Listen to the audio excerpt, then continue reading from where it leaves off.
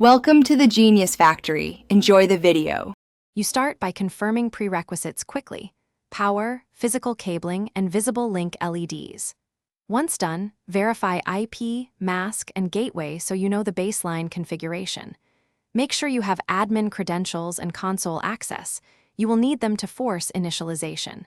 If firmware is outdated, download the stable build now and stage it locally. You do these steps to remove basic causes and prepare a controlled environment for initialization and link establishment, avoiding guesswork later. You enter the console and run the device initialization command or factory init sequence. Capture logs so you can trace failures.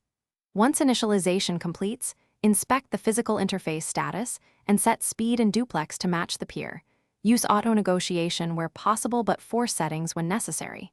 Then apply the IP configuration and enable link layer services like spanning tree or LACP if used.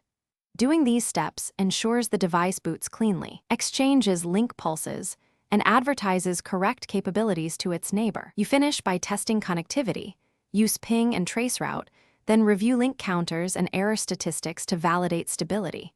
If you see flapping or errors, roll back to the baseline config you recorded and reapply updates one change at a time. When problems persist, swap cables and modules to isolate hardware. One key troubleshooting tip: always consult serial logs and LED patterns first. They let you distinguish physical PHY issues from firmware or configuration faults quickly, saving time before replacing parts. Thanks for watching. If you found this helpful, don't forget to like and subscribe.